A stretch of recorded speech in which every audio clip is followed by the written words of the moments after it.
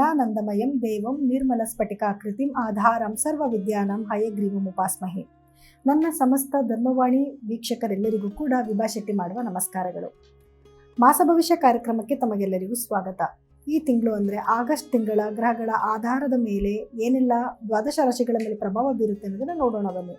ಇನ್ನು ವೃಷಭ ರಾಶಿಯವರಿಗೆ ಆಗಸ್ಟ್ ತಿಂಗಳ ಭವಿಷ್ಯ ಹೇಗಿರುತ್ತೆ ಅಂತ ನೋಡಿದ್ರೆ ನೋಡಿ, ವೃಷಭ ರಾಶಿಯವರಿಗೆ ಖಂಡಿತವಾಗ್ಲೂ ಒಂದು ಅದ್ಭುತವಾದ ಸಮಯ ಅಂತೂ ಬಂದಾಗಿದೆ. ಆದರೆ ಸಣ್ಣ ಪುಟ್ಟ ಸಮಸ್ಯೆಗಳು ಕೂಡ ಇದ್ದಾವೆ. ಮೊದಲನೇದಾಗಿ ಏನೆಲ್ಲ ಅದೃಷ್ಟಗಳಿದ್ದಾವೆ ಅಂತ ನೋಡಿದ್ರೆ ನೋಡಿ, ಶನಿ 11ನೇ ಮನೇಲಿ ಕುತ್ಕೊಂಡಿರೋದ್ರಿಂದ ಒಂದು ಒಳ್ಳೆ ಲಾಭನ ಖಂಡಿತ ನಿರೀಕ್ಷೆ ಮಾಡ್ಬೋದು. ಯಾಕಂದರೆ ಧನಸ್ಥಾನದಲ್ಲಿ, ಅದರಲ್ಲೂ ನಿಮಗೆ ಲಾಭ ಸ್ಥಾನದಲ್ಲಿ ಕುತ್ಕೊಂಡಿರೋದ್ರಿಂದ ಒಳ್ಳೆ ಅನುಕೂಲಗಳನ್ನ ಮಾಡಿಕೊಡ್ತಾನೆ, ಒಳ್ಳೆ ಅವಕಾಶಗಳನ್ನ ನಿಮಗೆ ತೊಗೊಂಬಂದು ಕೊಡ್ತಾನೆ. ಆದರೆ ಶನಿ ದೃಷ್ಟಿ ನಿಮಗೆ ಲಗ್ನದ ಮೇಲೆ ಬೀಳ್ತಾ ಇರೋದ್ರಿಂದ ಸ್ವಲ್ಪ ಡಿಲೇ ಆಗ್ಬೋದು, ನಿಧಾನ ಆಗ್ಬೋದು, ಅಥವಾ ನಿಮ್ಗೇನೋ ಸ್ವಲ್ಪ ಲೇಸಿನೆಸ್ ಬರುವಂಥದ್ದು, ಆಲಸ್ಯ ಬರುವಂಥದ್ದು ಆಗ್ತಾ ಇರುತ್ತೆ.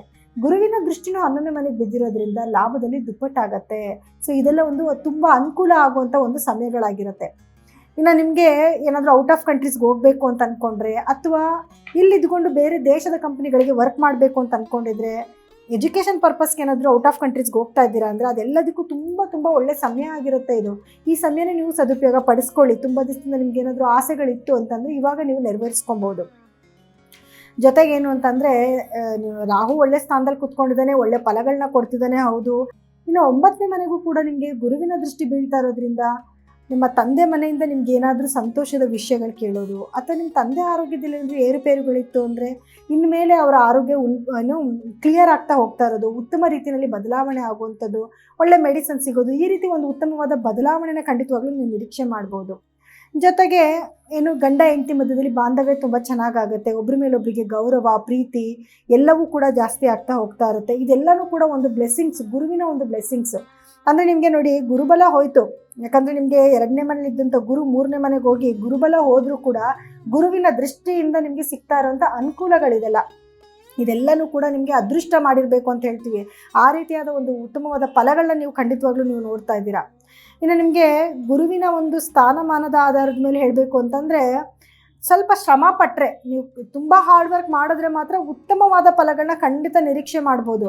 ನಿಮಗೆ ಒಳ್ಳೊಳ್ಳೆ ಸ್ನೇಹಿತರುಗಳು ಪರಿಚಯ ಆಗುವಂಥದ್ದಾಗಿರ್ಬೋದು, ಅಥವಾ ನಿಮ್ಮ ಸಿಬ್ಲಿಂಗ್ಸ್, ನಿಮ್ಮ ತಮ್ಮನೋ ತಂಗಿನೋ ಯಾರನ್ನ ಇದ್ದರೆ ಅವ್ರ ಜೀವನದಲ್ಲೂ ಒಳ್ಳೆಯದಾಗೋದು, ಮತ್ತು ನಿಮಗೂ ಕೂಡ ಅವ್ರ ಕಡೆಯಿಂದ ಅನುಕೂಲಗಳಾಗುವಂಥದ್ದು ಕೂಡ ಇದೆ. ಹಾಗೆ ನಿಮ್ಮ ಮಾತಿನ ಮೇಲೆ ಸ್ವಲ್ಪ ಇಟ್ಕೊಬೇಕಾಗುತ್ತೆ. ಯಾಕಂದರೆ ಕುಜ 2ನೇ ಮನೆಗೆ ಬರ್ತಾನಲ್ವಾ. ಸೊ ಹಾಗಾಗಿ ಏನಾಗುತ್ತೆ, ಸ್ಪೀಡಾಗಿ ಮಾತಾಡೋದು, ಅಥವಾ ನೀವು ಆಡಿರೋ ಮಾತು ಕರೆಕ್ಟಾಗಿ ಇದೆಯೋ ಇಲ್ಲವೋ, ಅಥವಾ ನೀವು ಏನೋ ಒಂದು ಸಾಫ್ಟಾಗಿ ಏನೋ ಒಂದು ಕನ್ವೆ ಮಾಡೋಕ್ಕೆ ಹೋಗ್ತಿರ್ತೀರೋ ಒಬ್ಬರಿಗೆ, ಅದನ್ನೇ ತಪ್ಪಾಗಿ ತಿಳ್ಕೊಂಡು ಅದನ್ನೇ ದೊಡ್ಡದು ಮಾಡುವಂಥದ್ದು, ಈ ರೀತಿ ಆಗೋ ಸಾಧ್ಯತೆಗಳಿರುತ್ತೆ. ಸ್ವಲ್ಪ ಕೇರ್ಫುಲ್ ಆಗಿರಬೇಕು. ಫ್ಯಾಮಿಲಿಗಳಲ್ಲಿ ಜಗಳ ಆಗೋ ಚಾನ್ಸಸ್ ಜಾಸ್ತಿ ಇರುತ್ತೆ. ಕುಟುಂಬದಲ್ಲಿ ಏನೋ ಜಗಳಗಳು, ಕಲಹಗಳಾಗೋ ಸಾಧ್ಯತೆಗಳಿರುತ್ತೆ. ಅಥವಾ ಯಾರಿಗಾದರೂ ಪೆಟ್ಟು ಮಾಡ್ಕೊಳ್ಳೋದು, ಅದರಿಂದ ಮನಸ್ಸಿಗೆ ನಿಮಗೂ ನೋವಾಗುವಂಥ ಚಾನ್ಸಸ್ ಕೂಡ ಇರುತ್ತೆ. ಸ್ವಲ್ಪ ಕೇರ್ಫುಲ್ಲಾಗಿರಿ. ಅಂದರೆ ಆಗೋದನ್ನ ಮುಂದಕ್ಕೆ ನಾವು ತಡೆಯೋಕ್ಕಾಗಲ್ಲ. ಆದರೆ ನಾವು ಏನಾದರೂ ಒಂದು ಪ್ರೇಯರ್ ಮಾಡಿಕೊಂಡು ಆ ಮೇಜರಾಗಿ ಆಗೋದನ್ನು ನಾವು ಕಮ್ಮಿ ಅಂತೂ ಖಂಡಿತವಾಗ್ಲೂ ಮಾಡಬಹುದು. ಇನ್ನು ನಿಮಗೆ ಕೇತುವಿನ ಸ್ಥಾನಮಾನ ಅಂತ ನೋಡೋಕ್ಕೆ ಬಂದಾಗ, ತಾಯಿ ಆರೋಗ್ಯಕ್ಕೆ ಅದಷ್ಟು ಒಳ್ಳೆಯದಲ್ಲ. ಆರೋಗ್ಯದಲ್ಲಿ ಏನಾದರೂ ಸಣ್ಣ ಪುಟ್ಟ ಏನಾದರೂ ಸಮಸ್ಯೆಗಳು ಬರುವಂಥದ್ದು, ಅಥವಾ ಏನೋ ಅವ್ರಿಗೆ ಅನ್ಹ್ಯಾಪಿನೆಸ್ ಬರುವಂಥದ್ದು, ಇದನ್ನೆಲ್ಲ ಆಗೋ ಚಾನ್ಸಸ್ ಇರುತ್ತೆ.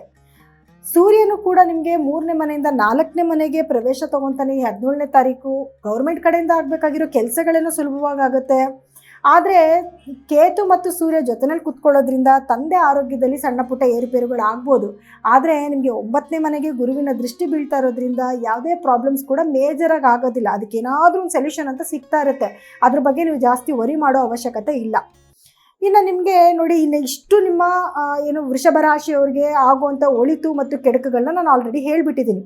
ಇನ್ನು ಇದಕ್ಕೋಸ್ಕರ ಪರಿಹಾರಗಳನ್ನ ಏನು ಮಾಡ್ಕೋಬೇಕು ಅಂತ ನೋಡಿದ್ರೆ, ಮೊದಲನೇ ಮತ್ತು ಶುಕ್ರ, ನಿಮ್ಮ ರಾಶಾಧಿಪತಿ ಆಗಿರುವಂಥ ಶುಕ್ರನೇ ನಿಮ್ಮ 5ನೇ ಮನೆಯಲ್ಲಿ ಸ್ಥಿತನಾಗಿದ್ದಾನೆ. ತುಂಬ ಅದೃಷ್ಟ 5ನೇ ಮನೆಗೆ ಬಂದರೆ. ಆದರೆ ನೀಚ ಸ್ಥಾನದಲ್ಲಿ ಕುತ್ಕೊಂಡಿರೋದ್ರಿಂದ ಒಂದು ಸ್ವಲ್ಪ ಏನೋ ಕಸಿವಿಸಿ, ಏನೋ ಒಂಥರ ಇರಿಟೇಷನು, ಕೆಲಸ ಜಾಸ್ತಿ ಬರ್ತಿದೆ ಅಂತ ನೀವು ಸ್ವಲ್ಪ ಇರಿಟೇಷನ್ ಆಗುವಂಥದ್ದು, ಅಥವಾ ಮಾತಿನಲ್ಲಿ ಏನಾದರೂ ವರ್ಷ ಚೇಂಜ್ ಆಗುವಂಥದ್ದು, ಒಟ್ಟಿನಲ್ಲಿ ಏನೋ ಒಂಥರ ಸ್ವಲ್ಪ ಸಮಸ್ಯೆ ಅನ್ನೋದಂತೂ ನಿಮ್ಗೆ ಇದ್ದೇ ಇರುತ್ತೆ. ಎಲ್ಲ ಚೆನ್ನಾಗಿದೆ, ಆದರೆ ಯಾಕೋ ಬೇಜಾರು, ಏನೋ ಎಲ್ಲ ನನ್ನ ಕೈ ತುಂಬ ಹಣ ಇದೆ, ಆದರೆ ಖರ್ಚು ಜಾಸ್ತಿ ಆಗ್ತಾ ಇದೆ. ಯಾಕಂದರೆ ನಿಮಗೆ ದ್ವೇಸ್ಥಾನಾಧಿಪತಿನ 2ನೇ ಮನೆಗೆ ಬಂದಿದ್ದಾರಲ್ಲ, ಖರ್ಚಂತೂ ಜಾಸ್ತಿ ಆಗೇ ಆಗುತ್ತೆ. ಇನ್ನು ಬುಧನ ಸ್ಥಾನಮಾನ ಅಂತ ನೋಡೋಕ್ಕೆ ಬಂದಾಗ, ಬುಧ ನಿಮಗೆ ಏನು ಕಂಬಸ್ಟ್ ಆಗೋದು, ರೆಟ್ರೋಗ್ರೇಡ್ ಆಗೋದು ಇದು ಆಗ್ತಾನೆ ಇರೋದ್ರಿಂದ ಏನಾಗುತ್ತೆ, ಅದು ಸೆಕೆಂಡ್ ಲಾರ್ಡ್ ಬೇರೆ, ಅಂದರೆ ನಿಮ್ಗೆ 2ನೇ ಮನೆ ಅಧಿಪತಿ ಬೇರೆ ಆಗಿರ್ತಾರೆ. ಸೊ ಫಿನಾನ್ಷಿಯಲ್ ಸ್ಟೇಟಸಲ್ಲಿ ಸ್ವಲ್ಪ ನಿಮಗೆ ವೇರಿಯೇಷನ್ ಆಗ್ತಾನೆ ಇರುತ್ತೆ. ಮತ್ತು ಬಿಸ್ನೆಸ್ ಮಾಡ್ತಾರೆ, ಬಿಸ್ನೆಸ್ಸಲ್ಲೂ ಅಷ್ಟೇ ಅಪ್ಸ್ ಆ್ಯಂಡ್ ಡೌನ್ಸ್ ಆಗ್ತಾನೆ ಇರುತ್ತೆ. ಪರಿಹಾರವಾಗಿ ಅಂತ ನೋಡೋಕ್ಕೆ ಬಂದಾಗ ಮೊದಲನೇದಾಗಿ ನೀವು ಪ್ರತಿದಿನ ಲಕ್ಷ್ಮಿ ಅಷ್ಟೋತ್ರ ಹೇಳ್ಕೊಳ್ಳೋವಂಥದ್ದು ಅಥವಾ ಕನಕದಾರ ಸ್ತೋತ್ರನ ಕೇಳೋವಂಥದ್ದು, ಇದನ್ನು ಯಾವಾಗಲೂ ಮಾಡ್ಕೊಂಡು ಬನ್ನಿ. ಪ್ರತಿ ಶುಕ್ರವಾರ ಬಿಳಿ ವಸ್ತುಗಳನ್ನ ದಾನ ಮಾಡಿ, ಹಾಲು, ಮೊಸರು, ಸಕ್ಕರೆ ಅಥವಾ ಅಕ್ಕಿ ಇಂಥದನ್ನು ತೊಗೊಂಡೋಗಿ ನೀವು ಅವಶ್ಯಕತೆ ಇರೋರಿಗೆ, ನಿರ್ಗತಿಕರಿಗೆ ಡೊನೇಟ್ ಮಾಡೋದ್ರಿಂದ ಮೇಜರಾಗಿ ಆಗ್ತಿರೋಂಥ ಪ್ರಾಬ್ಲಮ್ಮು ಕಮ್ಮಿ ಆಗುತ್ತೆ. ಜೊತೆಗೆ ವಿಷ್ಣು ಸಹಸ್ರನಾಮ ಪ್ರತಿದಿನ ಕೇಳೋವಂಥದ್ದು, ವಿಷ್ಣುವಿನ ಆರಾಧನೆ ಜಾಸ್ತಿ ಮಾಡ್ಕೊಳ್ಳೋವಂಥದ್ದು, ಕುಜನ ಆರಾಧನೆ ಜಾಸ್ತಿ ಮಾಡ್ಕೊಳ್ಳೋದು, ಸುಬ್ರಹ್ಮಣ್ಯ ಸ್ವಾಮಿಯ ಆರಾಧನೆ ಮಾಡ್ಕೊಳ್ಳೋದು, ಇದೆಲ್ಲ ಮಾಡ್ಕೊಳ್ಳೋದ್ರಿಂದ ನಿಮಗೆ ಮೇಜರಾಗಿ ಆಗುವಂಥ ಪ್ರಾಬ್ಲಮ್ಗಳು ಖಂಡಿತವಾಗ್ಲೂ ರೆಡ್ಯೂಸ್ ಆಗುತ್ತೆ. ನೋಡಿ, ಇಲ್ಲಿವರೆಗೂ ಹೇಳಿರುವಂತಹ ಫಲಗಳು ನಿಮ್ಮ ದ್ವಾದಶ ರಾಶಿಗಳು, ಗ್ರಹಗಳ ಒಂದು ಸ್ಥಾನಮಾನದ ಆಧಾರದ ಮೇಲೆ ನಾವು ಹೇಳಿದ್ದೀವಿ. ಆದರೆ ನಿಮ್ಮ ವೈಯಕ್ತಿಕ ಜಾತಕನ ಪರೀಕ್ಷೆ ಮಾಡಿಸ್ಕೊಳ್ಳೋದು ಬಹಳ ಬಹಳ ಮುಖ್ಯ ಆಗಿರುತ್ತೆ. ಯಾಕೆ ಅಂತಂದರೆ ಅದರಲ್ಲಿರುವಂತಹ ಗ್ರಹಗಳ ಸ್ಥಾನಮಾನ ಆಗಿರ್ಬೋದು, ನಿಮಗೆ ನಡೀತಿರುವಂತಹ ದಶಾಭುಕ್ತಿ ಆಗಿರ್ಬೋದು, ಇದರಲ್ಲಿ ಏನಾದರೂ ವ್ಯತ್ಯಾಸ ಇದ್ದಾಗ, ದುಸ್ಥಾನಾಧಿಪತಿಗಳ ಒಂದು ದಶಾಭುಕ್ತಿ ನಡೀತಿದ್ರೆ ಫಲಗಳಲ್ಲಿ ವ್ಯತ್ಯಾಸ ಆಗುತ್ತೆ. ಅದಕ್ಕೆ ತಕ್ಕ ಪರಿಹಾರಗಳನ್ನ ನೀವು ಮಾಡ್ಕೊಬೇಕಾಗಿ ಬರುತ್ತೆ. ಸೊ ಹಾಗಾಗಿ ನಿಮ್ಮ ದಶಾಭುಕ್ತಿನ ಹೇಗೆ ನಡೀತಿದೆ, ಅದಕ್ಕೆ ತಕ್ಕ ಪರಿಹಾರಗಳೇನು ಮಾಡ್ಕೋಬೇಕು ಅನ್ನೋದನ್ನು ಖಂಡಿತವಾಗ್ಲೂ ನೀವು ತಿಳ್ಕೊಬೋದು.